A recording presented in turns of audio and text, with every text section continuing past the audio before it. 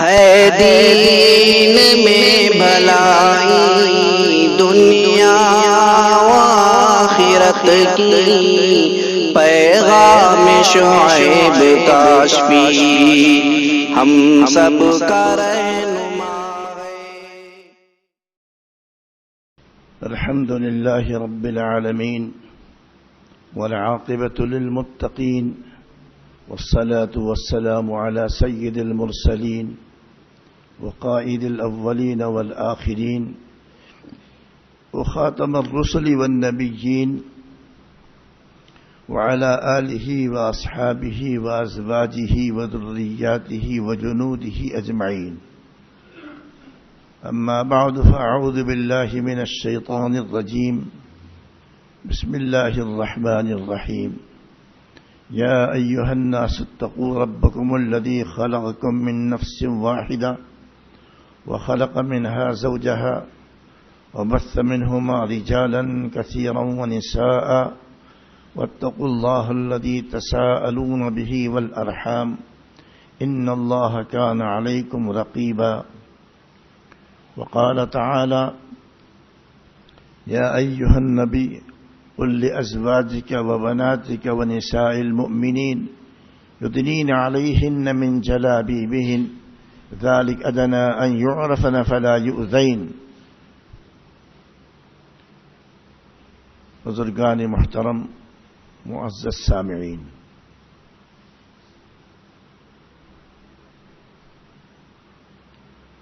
یہ جو آیت پڑھی گئی ہے یہ نکاح کے موقع پر بھی پڑھی جاتی ہے۔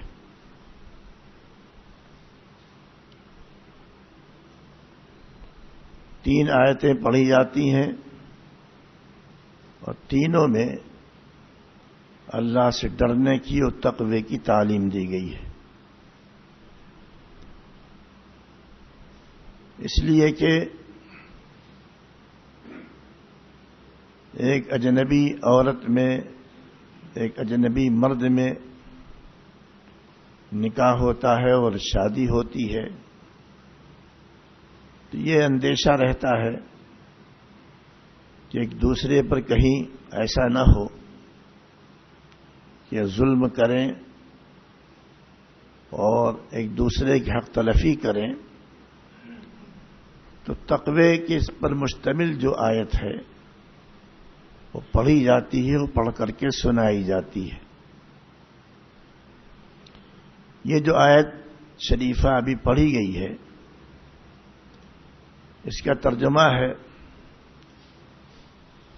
کہ لوگوں اتقوا ربکم الذی خلقکم من نفس واحدہ، اپنے رب سے ڈرو جس نے تم کو ایک جان سے پیدا کیا،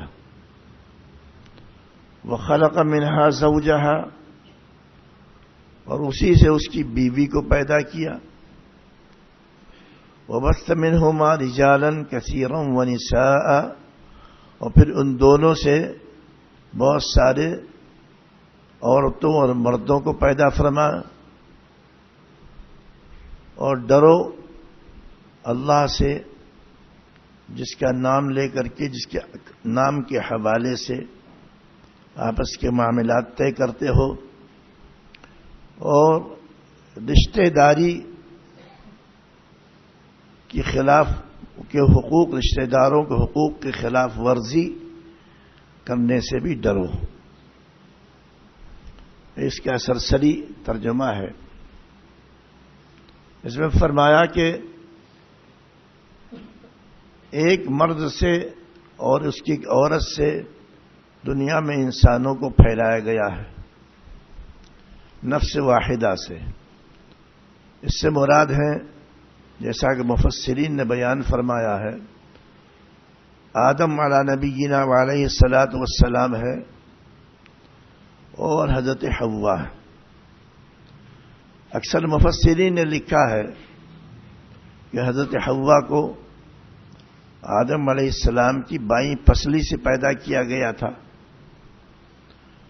اور یہی بات یہودیوں کی ہاں بھی مشہور ہے۔ لیکن ایک قول یہ بھی ہے کہ حضرت حوا کو آدم علیہ السلام کی بائیں پسلی سے نہیں بلکہ آدم علیہ السلام کو جس خمیر سے جس مٹی سے بنایا گیا تھا اسی مٹی میں سے جو کچھ بچی ہوئی تھی اس بچی ہوئی مٹی سے بچے ہوئے خمیر سے حضرت حوا کو بنایا اور پھر دنیا میں انسانوں کو پھیلا دیا گیا ہے۔ اللہ تعالیٰ نے جنوں کے علاوہ جنوں اور شیطانوں کے علاوہ یہ سب آگ سے بنے ہوئے ہیں، باقی جاندار مخلوق کو مٹی سے بنایا۔ پھر اس میں 3 قسمیں ہو گئی ہیں۔ بعض جاندار ایسے ہیں جو مٹی سے بنے ہیں لیکن ان میں توالد و تناسل، نر اور مادہ ہوں، ان کی نسلیں چلتی ہوں، ایسا نہیں ہوتا ہے، مٹی سے بنے ہیں اور مر جاتے ہیں۔ بے شمار کیڑے مکوڑے، بے شمار جانور ایسے ہیں جو مٹی سے پیدا ہوئے، کیچڑ سے پیدا ہوئے اور مٹی کی چیزوں سے پیدا ہوئے اور ان کی کوئی نسل وسل نہیں چلتی، پیدا کیے گئے اور ختم ہو گئے، ختم ہو گئی بات، ان کی کوئی نسلیں وغیرہ نہیں چلتی ہیں۔ اور بعض جاندار ایسے ہیں کہ ان کی باقاعدہ نسلیں چلتی ہیں، جیسے گائے، بیل، بھینس، بکرے وغیرہ، جنگل کے جانور، شیر، ہاتھی وغیرہ، ان کی باقاعدہ نسلیں چلتی ہیں۔ تو شروع میں تو ان کو مٹی ہی سے بنایا اور پھر ان کے اندر چونکہ نر اور مادہ پیدا کیے گئے تھے، لہذا ان کے درمیان توالد اور تناسل، یعنی بچوں کی پیدائش کے سلسلہ شروع ہو گیا، ان کے باقاعدہ بچے پیدا ہوتے ہیں۔ لیکن ان کے یہاں کوئی خاندانی نظام نہیں ہے۔ بچہ پیدا ہو گیا، اس کا باپ کون ہے اور جناب اس کا دادا کون تھا اور اس کا نانا کون تھا، اس کا ماموں کون تھا اور اس کے چچا کون ہے، اس کی پھوپھی کون ہے، اس کی خالہ کون ہے، یہ کوئی خاندانی نظام نہیں ہے۔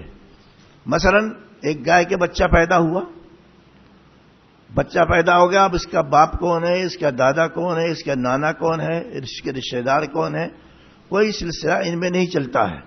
تو توالد و تناسل یعنی کہ نسلیں تو چلتی ہیں لیکن ان میں کوئی خاندانی نظام نہیں پایا جاتا۔ ایسے ہی آج کل یورپ اور امریکہ میں بھی خاندانی نظام بالکل ختم ہو چکا ہے۔ اب وہاں بھی کچھ نہیں، بچے پیدا ہو رہے حرام زادے، ولد الزنا، حرامی پیدا ہوتے ہیں، کسی کو کچھ پتہ نہیں ہے، اس بچے کو یہ پتہ نہیں ہے کہ اس کا باپ کون ہے، اس کا دادا کون تھا، اس کا نانا کون تھا، دادی نانی کون ہے، ماموں کون ہے، چچا کون ہے، اسے کچھ پتہ نہیں، بس پیدا ہو گیا، صرف اپنی ماں کو جانتا ہے، اس کے علاوہ کسی کو نہیں جانتا ہے۔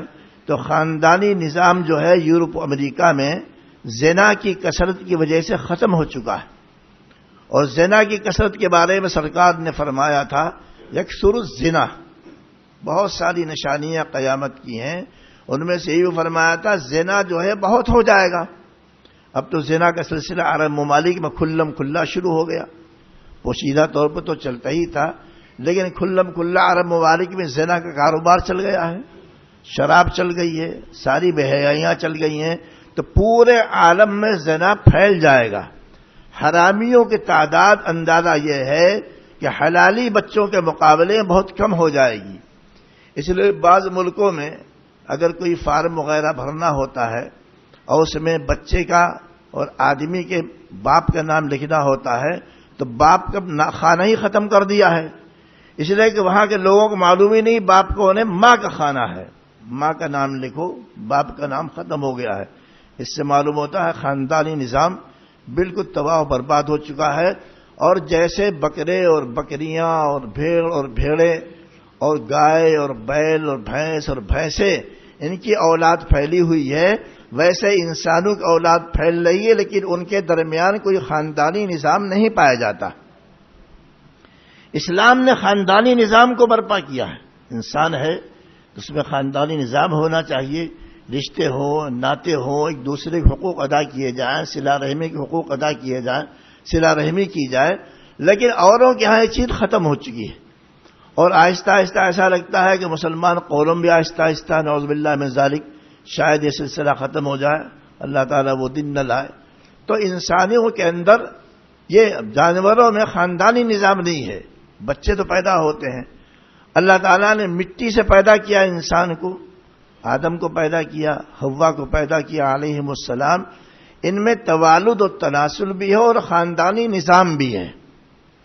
باقاعدہ نکاح ہوتا ہے، میاں بیوی ہوتے ہیں، بچے ہوتے ہیں، باپ ہوتا ہے، دادا ہوتا ہے، دادی ہوتی ہے، نانا نانی ہوتے ہیں، ماموں ہوتا ہے، چچا ہوتا ہے. خاندانی نظام انسانوں میں چلتا ہے. ایک تو فرق یہ ہو گیا ہے. اور دوسرا فرق یہ ہے کہ جانوروں کے اندر کوئی نفقے کا سوال نہیں. مثلا بیل کے ذمے کوئی ذمہ داری جو ہے گائے کی نہیں ہے، بھینسے کے ذمے کوئی ذمہ داری کھلانے پلانے کی بھینس کی نہیں ہے. ان کے ہاں نفقہ نہیں ہے، ان کے ہاں کسی کے آپس میں ایک دوسرے کے حقوق نہیں ہے. تو انسانوں میں حقوق بھی ہیں ایک دوسرے کے، اور انسانوں کے اندر توالد تناسل بھی چلتا ہے اور خاندانی نظام بھی انسان میں پایا جاتا ہے. اسی جانب اشارہ کیا کہ خلقکم من نفس واحدہ، تم کو ایک جان سے پیدا کیا. وخلق منہا زوجہا، اور پھر اسی جان سے تم اس کی بیوی کو پیدا کیا، اور پھر اس سے بہت سارے انسان پیدا دیے گئے. مطلب یہ ہے کہ انسان ہونے کے ناطے سب آپس میں رشتہ دار ہیں اور سب آدم علیہ السلام کے اولاد ہیں. اللہ تعالیٰ نے ایک دوسرے مقام پہ ارشاد فرمایا یا ایھا الناس انا خلقناکم من ذکر و انثی، لوگوں ہم نے تم کو مرد و عورت سے پیدا کیا ہے. وجعلناکم شعوبا وقبائل لتعارفوا، اور ہم نے تمہارے بڑے بڑے خاندان بنائے ہیں اور قبیلے بنائے ہیں. اور خاندان قبیلے کیوں بنائے ہیں؟ اس لیے نہیں بنائے کہ انسان ہونے میں فرق ہے، انسان تو سب برابر ہیں. قبیلے بنائے ہیں لتعارفوا، تاکہ تم میں آپس میں تعارف ہو، پہچان ہو. بھئی یہ سید ہیں اور یہ خان ہیں اور یہ پٹھان ہیں، یہ فلانے ہیں، یہ فلانے ہیں. تو اس طرح کنبوں کی وجہ سے پہچان ہوتی ہے، اور جب پہچان ہوتی ہے تو آپس میں ایک دوسرے کے آدمی مدد کرتا ہے. تو فرمایا جو فرق ہم نے کر دیا ہے لتعارفوا، تاکہ تم میں باہم تعارف رہے. ورنہ انسان ہونے کے ناطے جو ہے سارے انسان برابر ہیں، کسی کو کسی پر کوئی فضیلت نہیں ہے. سردار دو جہاں صلی اللہ علیہ وسلم نے جب مکہ معظمہ کو فتح فرمایا تو بہت لمبی چوڑی تقریر فرمائی تھی جو سونے کے پانی سے لکھنے کے قابل ہے. خانہ کعبہ کے دروازے پر کھڑے ہو کر کے اور اس کی چوکھٹ پر ہاتھ رکھ کر کے، اور آپ نے بہت ساری باتیں فرمائی تھی. اس میں یہ بھی فرمایا تھا قریش کو مخاطب کرتے ہوئے، قریش عرب کا سب سے بڑا خاندان، سب سے زیادہ معتبر خاندان، مستند خاندان، اور بہت ہی اونچے درجے کے لوگ شمار ہوتے تھے. حضور سرور کون و مکان صلی اللہ علیہ وسلم بھی قریشی ہیں. پھر اس کے الگ الگ شاخیں، قریش کی شاخیں الگ الگ تھیں. قریش کی شاخ بنی ہاشم میں سے ہے، اس لیے سرکار کو ہاشمی بھی کہا جاتا ہے، حضور کو قریشی بھی کہا جاتا ہے. قریشی یہ نہیں جو گوشت کا کام کرتے، انہوں نے تو خامخواہ اپنا نام قریشی رکھ لیا ہے.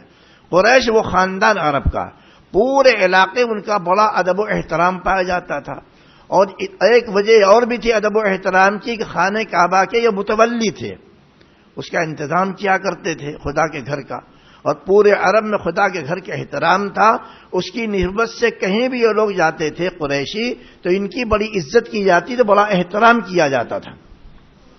اب ان میں ایک طرح کی اکڑ پیدا ہو گئی تھی کہ ہم سے بڑا کوئی نہیں ہے، اور ہمارے باپ ایسا تھا، اور ہمارا دادا ایسا تھا، اور ہمارا پردادا ایسا تھا.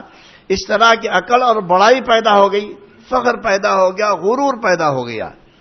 سردار دو جہاں صلی اللہ علیہ وسلم جب مکہ معظمہ کو فتح فرمایا تو آپ نے جو تقریر کی تھی خانہ کعبہ کی دروازے پر کھڑے ہو کر چوکھٹ کو پکڑ کے، اس میں ایک جملہ یہ بھی فرمایا تھا یا معاشر قریش، اے قریش کے خاندان والوں، اے قریش کے نسل کے لوگوں، ان اللہ اذهب علیکم نخوۃ الجاہلیہ، اللہ تعالیٰ نے تمہارے اندر سے جاہلیت کے غرور کو ختم کر دیا. دیکھیے جہالت الگ چیز ہے، جاہلیت الگ چیز ہے، اس کو سمجھنا چاہیے. جہالت تو یہ آدمی پڑھا لکھا نہیں ہے، یہ تو جہالت ہے. جاہلیت مطلب یہ ہے کہ وہ ساری چیزیں جو اسلام کے خلاف ہیں. اسی لیے سردار دو جہاں صلی اللہ علیہ وسلم کے زمانے مبارک سے پہلے کا جو زمانہ ہے اس کو زمانے جاہلیت کہتے ہیں، یعنی اسلام سے ہٹا ہوا زمانہ، کفر کا زمانہ۔ فرمایا نخبت الجاہلیہ، اللہ تعالیٰ نے جاہلیت کا غرور تمہارا آج ختم کر دیا۔ تم سمجھ رہے تھے ہمارے مقابلے میں کچھ نہیں ہے، لیکن آج مکے کو ہم نے فتح کر لیا ہے اور تم کو ہمارے سامنے ذلیل ہو کر کے کھڑا ہونا پڑ گیا۔ وتعظمها بالآباء، اور تم جو اکڑتے تھے اپنے باپ دادا کی عظمتوں کو بیان کرتے تھے، فخر کرتے تھے، وہ بھی آج ختم ہو گیا۔ کلکم، آگے فرمایا کلکم من آدم وآدم من تراب، تم میں سے ہر آدمی آدم کا بیٹا ہے، چاہے وہ قریشی ہوں چاہے غیر قریشی ہوں، عربی ہوں عجمی ہوں، سب کے سب آدم علیہ السلام کے اولاد ہیں۔ وہ آدم من تراب، اور آدم تو مٹی سے بنا تھا، تم سب مٹی سے بنے ہوئے ہو، لہذا اکڑ دکھلانا، غرور کرنا، فخر کرنا، بڑائیاں جتلانا، خاندانی عظمتوں کو بیان کرنا، اس کے بنیاد کے اوپر دوسروں کو چھوٹا سمجھنا، اپنے کو بڑا سمجھنا، اسلام میں کوئی چیز نہیں ہے۔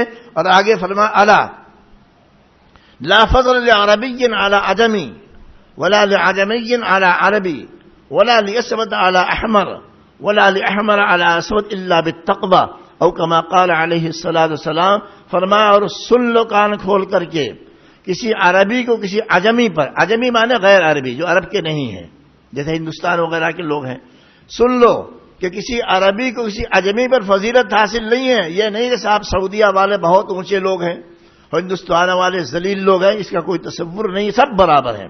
لا فضل لعربی علی عجمی ولا لعجمی علی عربی، اور کسی غیر عربی کو عربی پر فضیلت نہیں ہے۔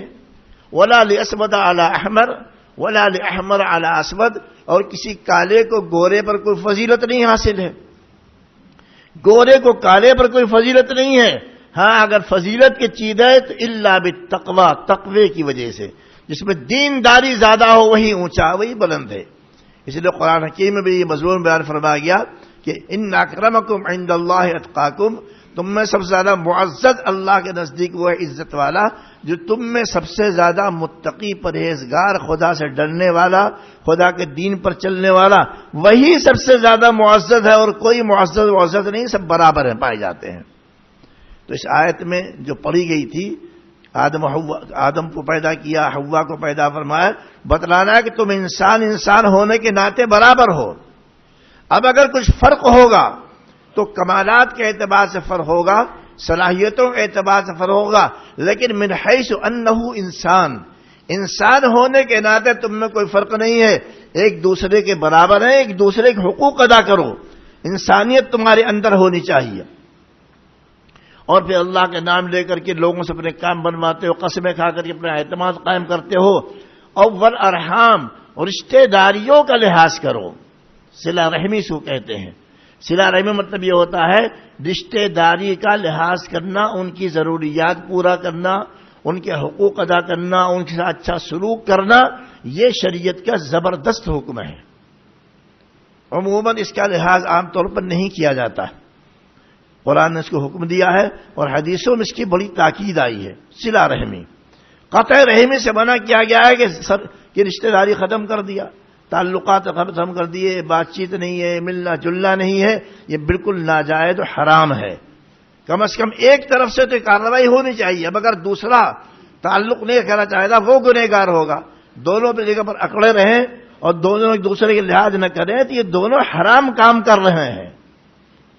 واتقوا اللہ الذی تساءلون بہ والارحام، اللہ سے ڈرو جس کا نام لے کر کے آپس میں ایک دوسرے سے معاملات کرتے ہو، اس کا نام لے کر کے اپنے معاملات کو حل کرتے ہو۔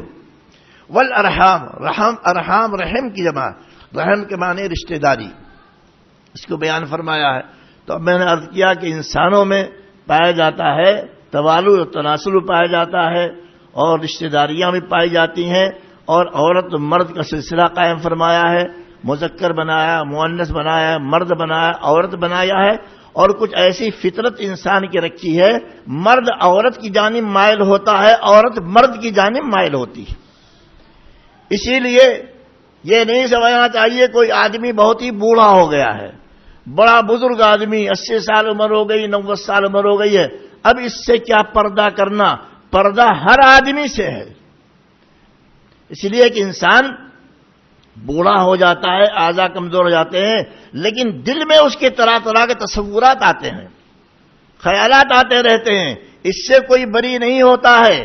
لہذا کوئی بڑے سے بڑا پیر ہو، شیخ ہو، عالم ہو، عامل کامل ہو، سب سے شریعت نے پردے کو کہا ہے۔ یہ سمجھنا کہ بوڑھا بوڑھا تو ہے، لیکن بوڑھا بھی دل کے اعتبار سے جوانی ہی ہوتا ہے، خیالات اس کو طرح طرح کے آتے رہتے ہیں، لہذا اس سے بھی پردہ کرنا انتہائی ضروری ہے۔ تو میلان چونکہ ہوتا ہے، اور میلان اگر رہے گا، اس پر کنٹرول نہیں کیا جائے گا، تو اس کا امکان رہتا ہے کہ زنا واقع ہو جائے، بدکاریاں ہونے لگیں۔ لہذا زنا اور بدکاریوں سے بچانے کے لیے اور انسان کے فطری جذبات اور جنسی خواہش کو پورا کرنے کے لیے نکاح کا سلسلہ قائم فرما دیا ہے، اور اس پر روک لگانے کے لیے کہ غلط طریقہ اختیار نہ کیا جائے اور یعنیت و فحاشی سے بچایا جائے، اس کے لیے پردے کے احکام نازل فرما دیے گئے ہیں۔ پردہ اور ستر، اس کو قرآن و حدیث نے بیان کیا ہے اور اس کو فقہ نے بیان کیا ہے۔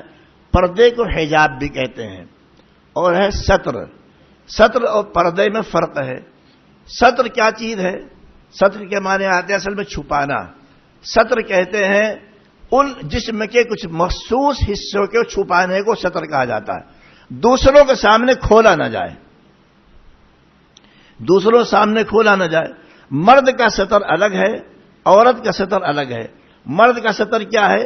قرآن و حدیث کے مطابق، فقہی تشریحات کے مطابق، مرد کا ستر جس کا کھولنا کسی کے سامنے سوائے اپنی بیوی کے جائز نہیں ہے، وہ کیا ہے؟ ناف کے نیچے سے، یعنی ناف سے لگ کر کے، ناف ستر میں شامل نہیں ہے، ناف سے لگ کر کے نیچے کا پورا حصہ گھٹنے تک یہ ستر میں شامل ہے۔ مرد کو مرد کے سامنے بھی کھولنے کی حصے کی اجازت نہیں ہے۔ ناف سے لگ کر کے، ناف تو ستر میں نہیں ہے، ناف سے لگ کر کے گھٹنے تک کھولنا کسی مرد کے لیے کسی کے سامنے بھی کھولنے کی اجازت نہیں ہے، حرام و ناجائز ہے، یہ فرض ہے، یہ شرعی احکام ہے۔ کوئی نہ مانے تو وہ جانے سیدھا راستہ کھلا ہوا جہنم کو اس کے لیے۔ عورت کے لیے بھی یہی ستر ہے۔ عورت کبھی ناف سے لے کر کے اور گھٹنے تک کا حصہ عورت کے سامنے بھی نہیں کھول سکتی۔ بعض جگہ رواج ہے کہ چھٹی چلی کے اندر عورتوں کو ننگا کر کے نہلاتے ہیں، عورتیں بے حیائی کے ساتھ ننگی ہو کر کے نہاتی رہتے ہیں، بالکل حرام کام ہے۔ ناف سے لے کر گھٹنے تک عورت بھی عورت کے سامنے نہیں کھولے گی، ماں بیٹی کے سامنے نہیں کھولے گی، بیٹی ماں کے سامنے نہیں کھولے گی۔ اس کو اچھی طرح سمجھ لینا چاہیے۔ تو مرد کا ستر بھی یہی ہے، عورت کا ستر بھی یہی ہے۔ مرد بھی ناف سے لے کر کے گھٹنے تک مردوں کے سامنے نہیں کھولے گا، عورت ناف سے لے کر کے گھٹنے تک عورتوں کے سامنے نہیں کھولے گی، چاہے ماں ہو، چاہے بیٹی ہو، چاہے بہن ہو، چاہے کوئی بھی ہو۔ اس کا لحاظ ہونا چاہیے، اس پر عمل ہونا چاہیے۔ اب دوسرے اعتبار سے مرد کا باقی پورا جسم جو ہے یہ ستر نہیں ہے۔ مثلا کہ آدمی چاہے بنیان پہنے، چاہے بنیان نہ پہنے، چاہے جناب ناف سے لے کر گھٹنے تک کا نیکر پہن لے، ٹانگیں اس کی کھلی رہ جائیں، پیٹھ اس کی کھلی رہ جائے، بازو اس کا کھلا رہ جائے، تو اس کا ڈھانکنا کوئی فرض نہیں، یہ ستر میں شامل نہیں ہے۔ صرف ناف سے لے کر کے گھٹنے تک ہی ستر کے اندر شامل ہے۔ عورتوں کے لیے ذرا اس میں تفصیلات ہیں۔ عورتوں کے لیے ایک اعتبار سے پورا جسم ستر ہے۔ جب نماز پڑھے گی، نماز پڑھے گی تو عورت کا پورا جسم سوائے چہرے کے، ہتھیلیوں کے، پاؤں کے، پاؤں کہتے ہیں اس حصے کو جو ٹخنے سے نیچے جس میں آدمی چپل پہنتا ہے، پیر میں تو پورا حصہ آ جائے گا، پاؤں ٹخنے سے نیچا، پنڈلی کے بعد جو ہڈی ابھری ہوئی ہے پاؤں سے اوپر اسے کہتے ہیں ٹخنا۔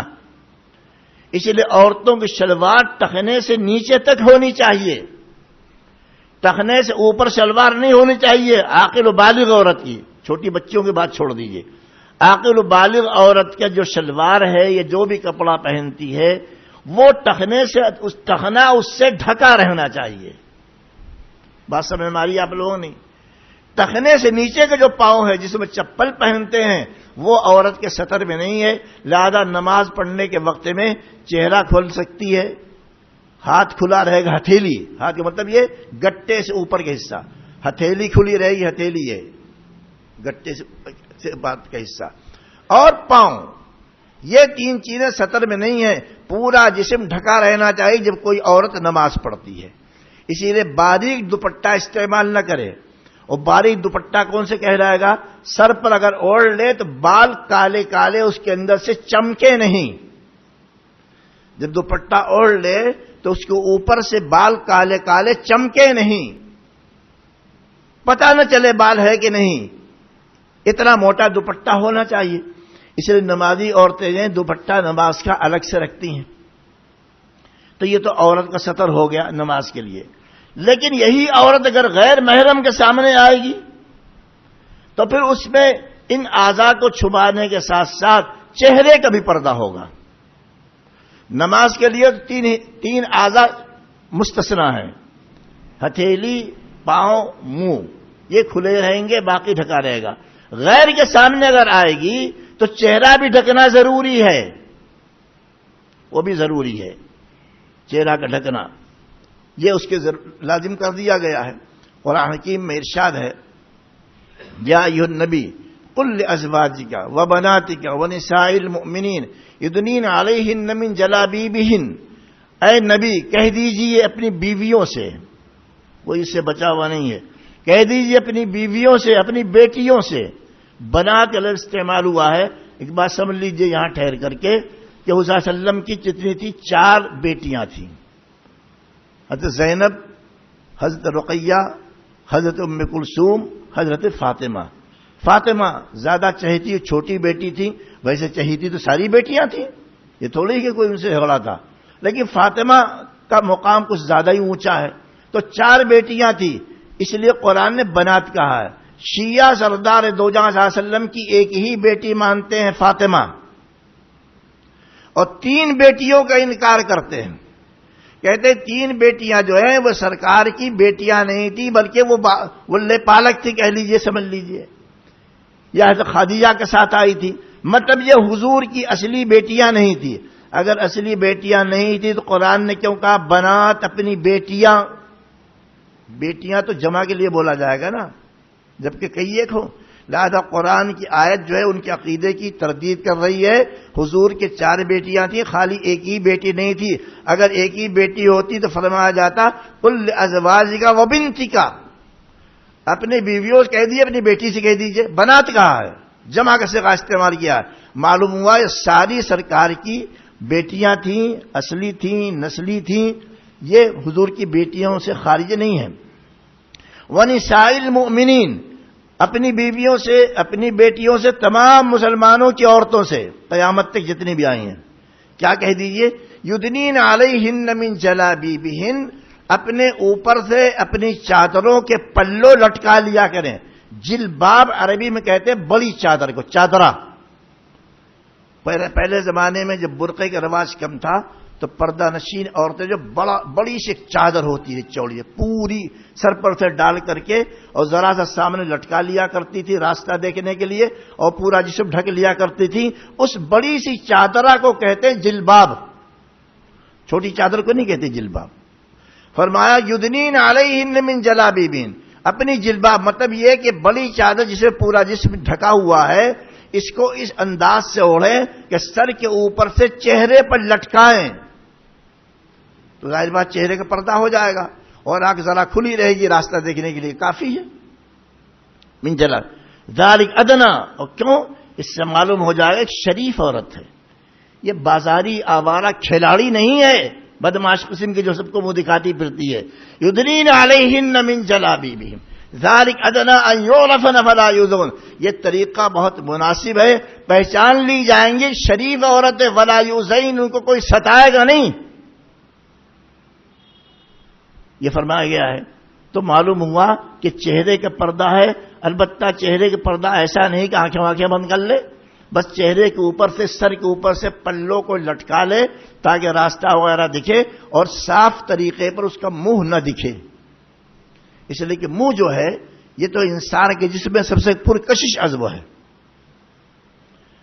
سب سے پرکشش عضو۔ بھائی آپ کسی رشتہ طے کرنے کے لیے کسی لڑکی کو دیکھنے کے لیے جاتے ہیں تو چہرہ ہی تو دیکھتے ہیں لوگ، اور غضب کی بات یہ ہے کہ کسی رشتہ طے کرنے کے لیے کسی لڑکی کو دیکھنے لے جاتے ہیں تو لڑکے کا باپ بھی ہے اور بھائی بھی ہو اور چچا بھی ہو اور ماموں سب چلے جا رہے ہیں. بھائی تو نامحرم ہے، ناجائز و حرام ہے. آپ غیر لڑکی کو شادی سے پہلے دیکھنے کیسے جا رہے ہیں؟ دیکھنے کے لیے جائیں، عورتیں جائیں. عورتیں خوب پتہ لگاتی ہیں شکل صورت کیسی ہے، حسن جمال کیسا ہے، ہاتھ پیر کیسے ہیں. مردوں کو دیکھنے کی کیا ضرورت ہے؟ جائز نہیں ہے. ایسی غلطی اور کی جا رہی ہے. شادی کے موقع پر، نکاح کے موقع کے اوپر جو وکیل ہوتا ہے اور گواہ ہوتا ہے نامحرم کو بھیج دیتے ہیں. یعنی ایسے آدمی کو بھیجتے ہیں لڑکی کے پاس ایجاب و قبول کے لیے، وہ دستخط کرانے کے لیے، جو اس کا محرم نہیں ہے، اس سے پردہ ہے. وہ بھی ناجائز ہو رہا ہے. کسی کو بھیج دیتے. اول تو وکیل اس کا باپ ہے، باپ کو چاہیے اجازت لے. دوسرے کیوں بھیجتا ہے؟ بھائی وکیل تو باپ ہے، باپ نہیں تو بھائی ہے. دوسرے کو وکیل بنانے کے بھیجنا ہی بیوقوفی ہے. دوسرے کیوں بھیج رہے ہیں آپ؟ اور رہ گئے گواہ رشتے دار جو محرم ہے، ماموں کو بنا دیجئے، چچا کو بنا دیجئے، بھائی کو بنا دیجئے، بھتیجے کو بنا دیجئے، بھانجے کو بنا دیجئے. ان کو آپ گواہ بنا دیجئے. ایک ادھر کا گواہ، ایک ادھر کا گواہ. یہ کیا ہے؟ یہ کون سا قانون شریعت ہے؟ ادھر کا ادھر کا کیا مطلب بھائی؟ ادھر ادھر کچھ بھی نہیں ہے. گواہ ہونا چاہیے محرم، چاہے ادھر کا ہو چاہے ادھر کا ہو، اس سے کوئی بحث نہیں ہے. تو وکیل تو بن جائے باپ. اگر کسی اور کو بنانا وہ بھی محرم ہونا چاہیے. اور محرم کی تشریح پہلے بھی کئی مرتبہ کی جا چکی ہے. محرم نامحرم یا غیر محرم.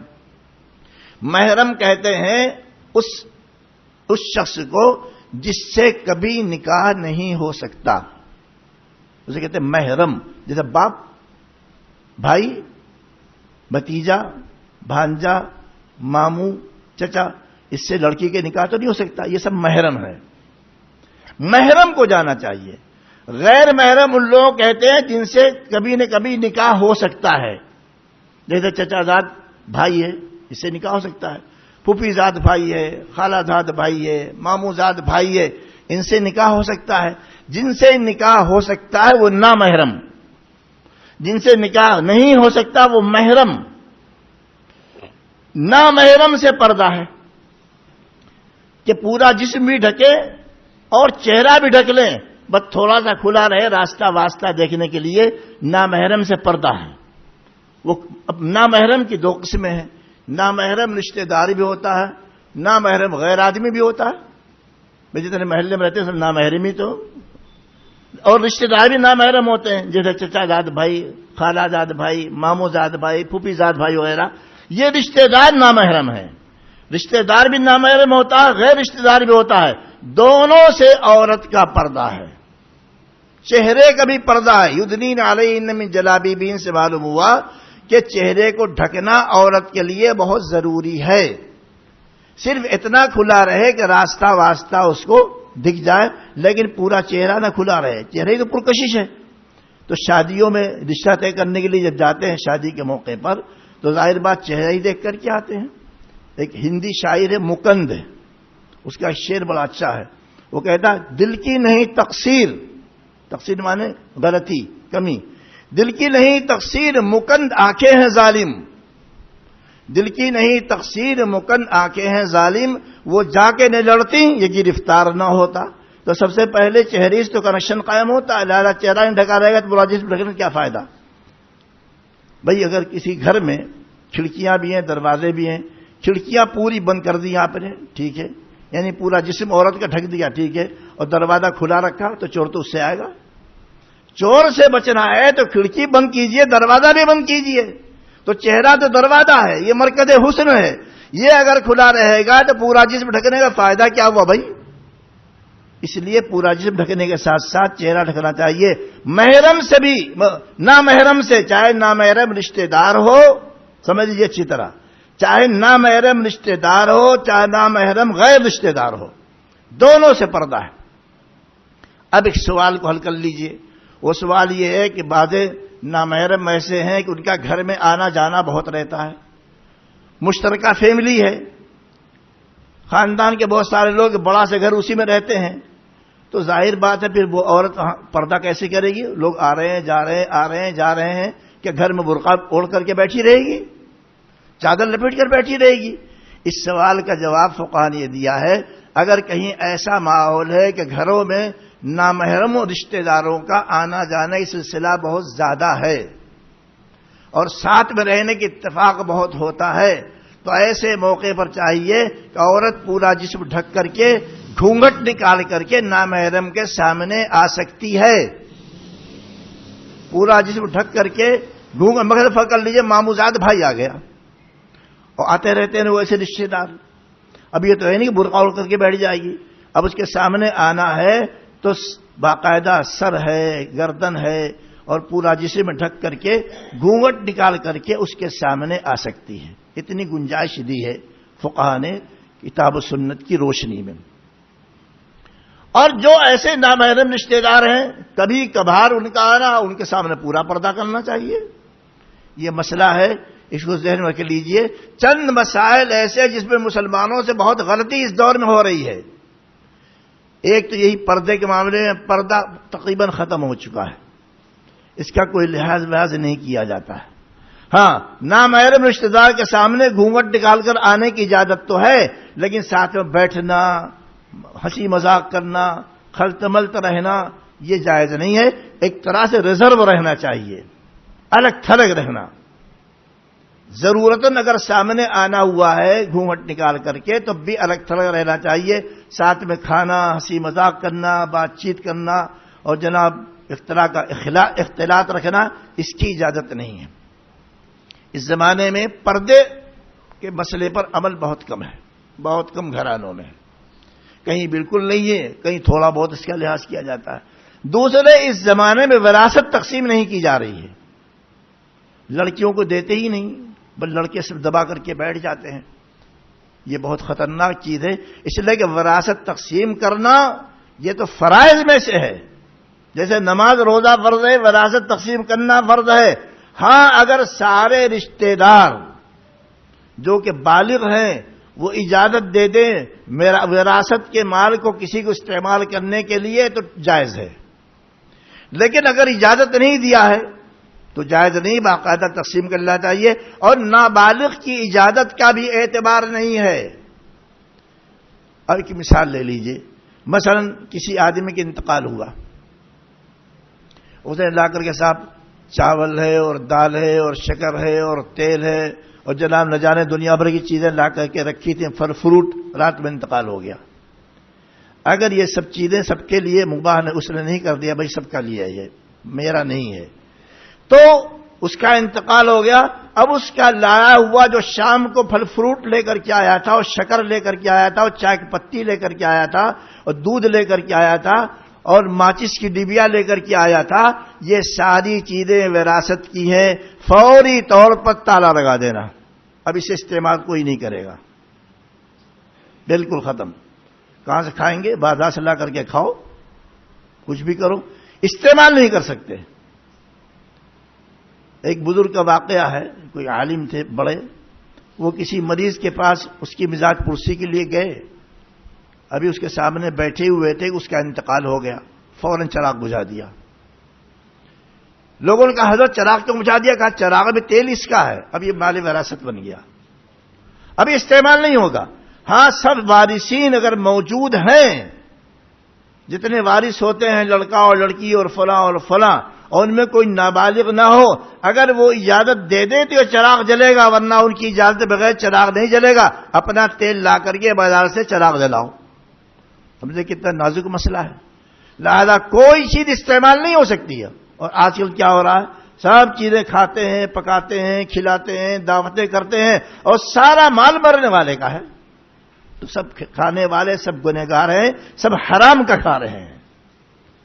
ان مسائل کو ذہن میں رکھا کیجئے، مسائل سیکھا کیجئے، سوالات کیا کیجئے. حضرت مولانا اشرف علی تھانوی رحمۃ اللہ علیہ اس دور کے بہت بڑے مجدد ہیں اور ایک ایک مسئلے پر حضرت عمل کرتے تھے. جہاں کسی کی نظر نہیں جاتی تھی ان کی نظر جاتی تھی. وہ معمولی شخصیت، معمولی ہستی، معمولی انسان نہیں تھے. حضرت تھانوی کے پاس اگر کوئی اپنے باغ کی یا کھیت کی کوئی چیز لاتا تھا ہدیے کے طور پر، حضرت میرے باغ کا یہ آم ہے، میرے کھیت کی یہ سبزی ہے، میرے کھیت کا یہ گیہوں ہے، تو پہلے پوچھتے تھے تمہارا خریدا ہوا کھیت ہے یا وراثت کا ہے؟ وراثت جانتے ہیں؟ مرنے والا جب مر جاتا ہے اس کا سارا مال مال وراثت کہلاتا ہے، میراث بھی کہلاتا ہے۔ تم نے خریدا تھا، یہ تمہارے بڑوں کا ہے کھیت، مال وراثت ہے۔ اگر وہ کہہ دیتا نہیں میرا ذاتی طور پر کھیت اور باغ ہے، تب تو اس کا ہدیہ لے لیتے تھے۔ اور اگر کہہ دیتا تھا کہ مال وراثت کھیت تقسیم نہیں ہوا ہے، جائیداد ابھی تقسیم نہیں ہوئی ہے، ایسے ہی لسٹم پسٹم معاملہ چل رہا ہے، انکار فرما دیتے تھے کہ اس میں تمہارے تمام رشتہ دار جو وارث بنتے ان کا حق ہے، لہذا اس کا استعمال میرے لیے ناجائز و حرام ہے، تمہارے لیے بھی۔ اس لیے وراثت کے مسئلے پر عمل کرنا بہت ضروری ہے۔ دینداری انہی چیزوں کا نام ہے۔ خالی نماز پڑھ لیا اور 4 ٹھوکریں مان لی تو ٹھیک ہے، تو ہونا ہی چاہیے، لیکن بہرحال اتنی ہی دینداری نہیں ہے۔ زندگی کے تمام مسائل پر عمل کیجئے، اسی کو کہا جاتا ہے دیندار، اسی کو کہا جاتا ہے متقی پرہیزگار۔ وراثت تقسیم کر لینا چاہیے، فوراً تقسیم کر لیجئے، چاہے وہ چھوٹی چیز ہو چاہے بڑی چیز ہو۔ اگر وقتی طور پر کوئی چیز استعمال کرنی پڑ گئی، بعض مرتبہ ایسا ہوتا وقتی طور پر استعمال کر ہی لینا ہے، مثلا چاول پکانا ہے، اور وہ لایا تھا مرنے والا چاول، اب وقتی طور پر انتظام نہیں ہو سکتا، پکانا ہے، تو سارے وارثین اجازت دے دیں کہ بھائی پکا لو، لیکن نابالغ نہیں، نابالغ اجازت کا اعتبار نہیں ہوا، نابالغ حصہ نکال دو، جتنا حصہ اس کا بنتا نکال دو، اس کے بعد استعمال کرو۔ اگر صدقہ کرنا ہے تو سارے بالغ لوگوں کی اجازت سے کہ بھائی ہم اس میت کی جانب سے 1000 روپیہ صدقہ کر رہے ہیں، سب اجازت دے دیں تو صدقہ کر سکتے ہیں، لیکن نابالغ بچے اگر وارث ہے اس کی اجازت کا اعتبار نہیں ہوگا۔ وراثت کے مسئلے کو سمجھ لیجئے، بہت نزاکت پائی جاتی ہے اس کے اندر، لسٹم پسٹم نہیں ہونا چاہیے، جائز نہیں ہے۔ تو عموماً دیکھا گیا ہے لوگ لڑکیوں حصہ نہیں دیتے ہیں، بہنوں کو نہیں دیتے ہیں، خود دبا کر کے بیٹھ جاتے ہیں۔ مرنے والے نے اگر چھوٹی موٹی چیز بھی چھوڑی ہے سب شریک ہو گئے۔ اگر فرض کر لو کوئی آدمی مر رہا تھا، کوئی آدمی مر گیا اور اس کے پاس خالی 1 کلو شکر لایا، باقی کوئی سامان اس کا ہے ہی نہیں، یہ 1 کلو شکر کے اندر اگر فرض کر لی 4 وارث ہیں، مان لیجئے 4 وارث ہیں، چاروں شریک ہو گئے، اب یہ استعمال نہیں کر سکتے، چاروں اجازت دے دیں تو استعمال ہوگی، ورنہ تقسیم کرو۔ تقسیم کیسے کرو؟ جس کا جو حصہ پڑتا ہے برابر برابر نہیں، وارثین کے حصے الگ الگ ہیں۔ ایک آدمی مر گیا، بیوی کے حصے الگ ہے، بیٹے کے حصہ الگ ہے، بیٹے کے حصہ الگ ہے، جس کا جو حصہ پڑتا ہے اسی اعتبار سے تقسیم کرنا، برابر برابر تقسیم نہیں ہوتی وراثت۔ جس کا جو حصہ اللہ نے مقرر کیا ہے، اللہ کے رسول نے مقرر کیا ہے، وہ حصہ اس کو دے دینا چاہیے۔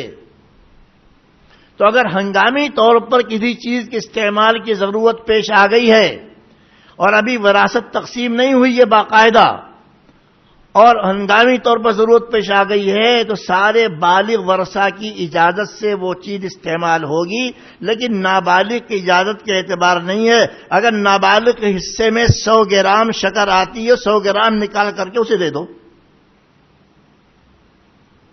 باقی 900 گرام جو استعمال کرو۔ تو یہ مسائل جو ہیں اس پر اس زمانے میں بہت کم عمل ہوتا ہے۔ بہرحال محرم اور نامحرم سے بات چل رہی تھی، تو نامحرم وہ لوگ ہیں جن سے نکاح ہو سکتا ہے، ان سے پردہ بھی ہے، لیکن اگر گھروں میں بہت زیادہ آنا جانا خلط ملط رہتا ہے تو پورا جسم ڈھک کر کے عورت سر کے اوپر سے پلو اپنا لٹکا لیا کرے۔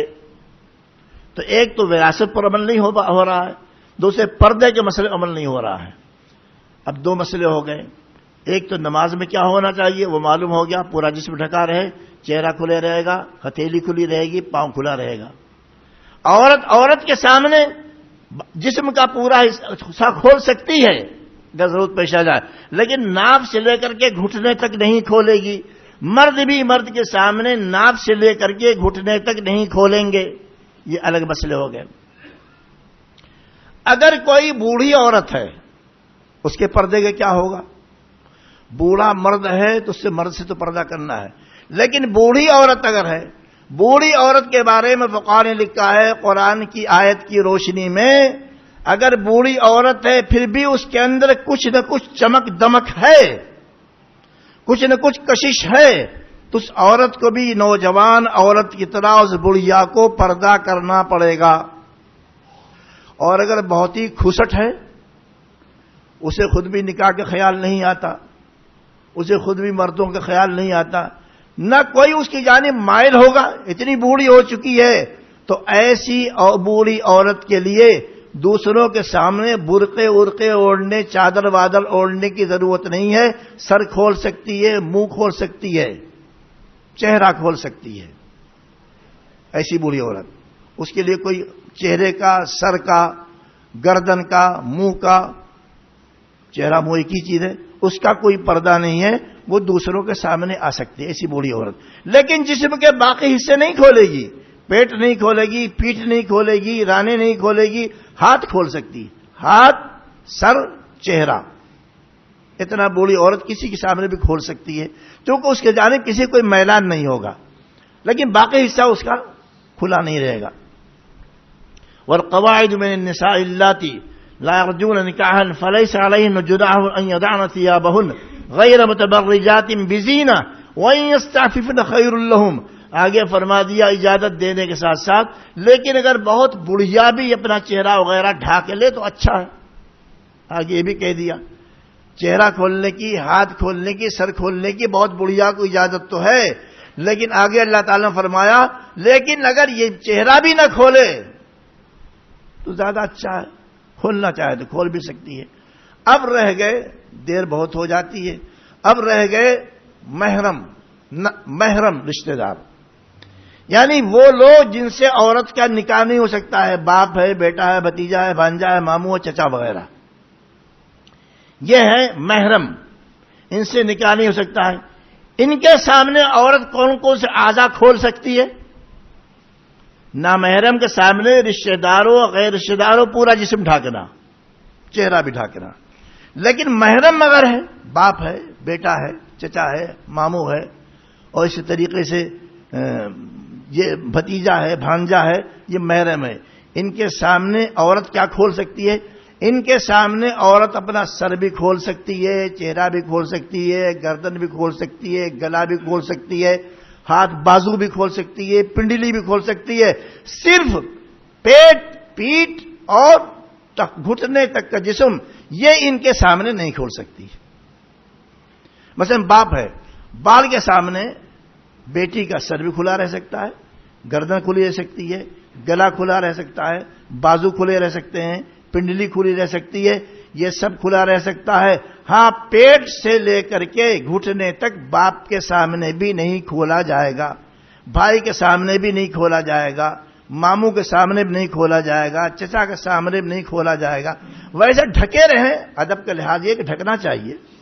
شریف عورتیں جو ہیں وہ اپنے باپ کے سامنے بھی سر وغیرہ ڈھک لیا کرتی ہیں، وہ تو الگ بات، شرافت کی بات ہے، لیکن ضروری نہیں ہے. اگر کھلا رہے گا تو گنہگار نہیں ہوں گی، تو اس میں شریعت رعایت کیا ہے. پھر سمجھ لیجئے محرم اگر ہے جس سے نکاح نہیں ہو سکتا، اس کے سامنے سوائے پیٹ، پیٹھ، ران کے اور گھٹنوں اور کمر کے گھٹنوں تک، یعنی پیٹ سے، پیٹھ سے لے کر کے گھٹنے تک محرم کے سامنے نہیں کھولے گی. باقی پورا جسم عورت محرم کے سامنے اگر کھول دے تو اس کو کوئی گناہ نہیں ملتا ہے. ممکن ہے سمجھ میں پردے کی سطر کی بات آ گئی ہو. اللہ تعالیٰ سمجھ بھی عنایت فرمائے، عمل کی توفیق بھی عنایت فرمائے، نفاذ شریعت توفیق عنایت فرمائے. اور کسی کو کچھ سمجھ نہ ہو تو بعد میں سمجھ بھی سکتے ہیں. وآخر دعوانا ان الحمد للہ رب العالمین.